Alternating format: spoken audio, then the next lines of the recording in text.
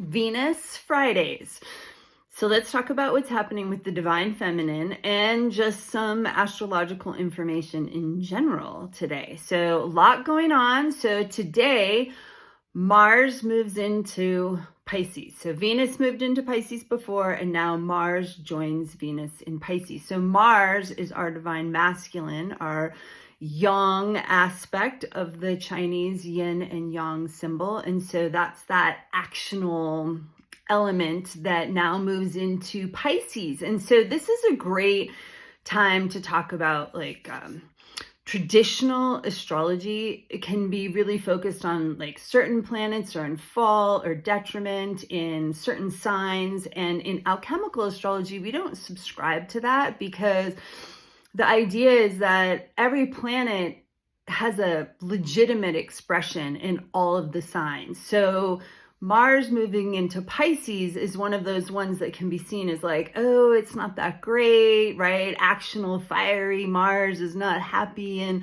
watery, emotional Pisces. But I think that really limits the divine masculine. Simultaneously on the other side, right? Of like Venus, we don't like Venus in Aries, right? Because we're not comfortable with that like strong, courageous, warrior-esque energy. So both of them get really limited in their expressions of the masculine and the feminine, limiting the feminine to like mothering and nurturing, and the masculine to be like warring and aggressive, right? So what does it mean when Mars, our divine masculine, is moved into Pisces, the healer, feeler sign, right? So much is happening in Pisces and then starting to move into Aries with our equinox that just happened. So Pisces, the empath, the one who feels the feelings, the one who holds safe space for us to feel our feelings and do our growth, right? The unconditional love.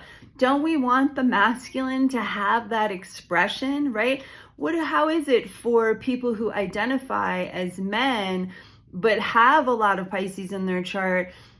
They can feel like, ooh, what's wrong with me? I don't fit in, right? So I think this is a great opportunity to really lean into that masculine side of ourselves and have a lot of compassion for it. And how do we help it to heal and come into greater balance and greater empowerment, being like sensitive and loving and kind and listening to what's going on for us and holding space for us. So Mars moving into Pisces, I think, provides a big opportunity for that healing and helping the masculine and the feminine come into a healthier balance and a healthier place in our world. And then Sunday night is the Libra lunar eclipse. So the eclipse season is opening, the portal for these just 2 weeks from the full moon to the new moon. So we have the Libra lunar eclipse Sunday night into Monday. And then a couple weeks later on April 8th, we have the new moon, the Aries new moon solar eclipse. So it's this eclipse portal between the lunar eclipse and the solar eclipse, right? So eclipses are these amazing growth opportunities, this transformational time. So this lunar eclipse is a penumbral lunar eclipse, meaning that it's not really like a full eclipse, right? So you're not going to see the shadow strongly come across the moon, or when it's a total lunar eclipse, it turns that red color. That's not happening with this eclipse because the moon and the sun are not exactly on the nodes, which is the place where the path of the sun and the moon cross over each other. They're close to it, so it is an eclipse, but not exactly aligned, where the new moon solar eclipse is exactly aligned and will be a full total solar eclipse, right? So anyways, that's a little astronomical stuff, but This lunar eclipse penumbral means that it's going to be what I call like the moon is going to move into sort of like the bleed over of the Earth's shadow.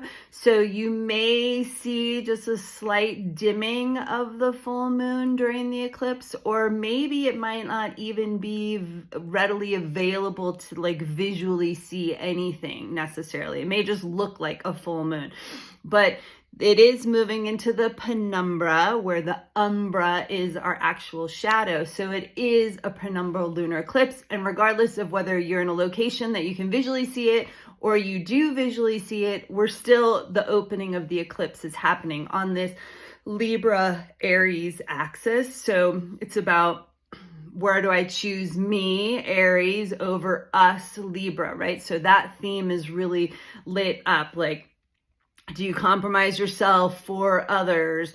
Do you not let people in, right? All those kinds of energies are really alive during this eclipse portal. And one thing that I love to focus on during the eclipse portal is it's an opportunity for growth and transmutation, right? It's kind of almost like a really fast Pluto cycle is a way to look at it. And so what is something that you could let go of? It's that shamanic death and rebirth, right? Consciously choose to die to something, right? Not literal death, but like something is not working for me. I need to let it go. It's totally preventing me from being more in my power, being more who I am. So usually it's like some kind of an addictive habit or behavior, right? Like drinking too much, smoking too much, shopping, scrolling, watching TV, right? All these kinds of things that it's like, I don't love this thing that I do, but I feel kind of controlled by it. Like at the end of the day, I just like need it to deal with transitioning from my day, but I know it's not serving me. And if I were to fill it with like other activities that would feel better for me, right? Like for me, like I'll stream shows when it's like, oh, reading is so much better for my nervous system, makes me feel calmer, I sleep better, I'm learning things which I love with my Gemini moon, all of that. So the eclipse portal is a great time to give something up like that, right? Like, or cut it back, or just stop it all together for 2 weeks. And then you'll really experience the transmutation, because you'll go through the withdrawal and have to deal with the emotional aspects of where, we're distracting ourselves from ourselves essentially, and have to fill that with something that is more healthy and life affirming, hopefully, right? That's the plan. Don't just switch to a different addiction during this time, but like really use it to look at yourself, feel into yourself, and cultivate the energy that you really want to be having and experiencing. So you could go and look at timeanddate.com/eclipse to find out about the eclipses in your area and what's happening with the upcoming solar eclipse on April 8th.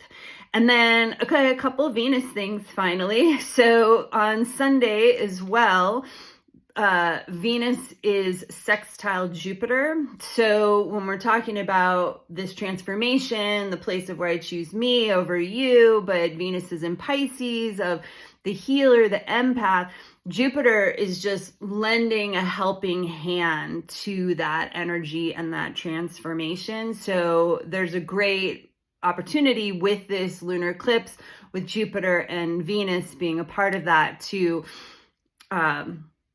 really, lean into what it is that you're wanting to create with your feminine expression in the world, and really clearing out things that are preventing and holding that back with this eclipse portal. And then on Thursday, before we'll meet next week for Venus Friday, Venus is sextile Uranus. Okay, so Uranus is that change agent planet. So we're right in the middle of this eclipse portal. Hopefully we've chosen something that we're going to die and let go of, so we can be reborn and make space for more of who we really are and who we really want to be to come forward.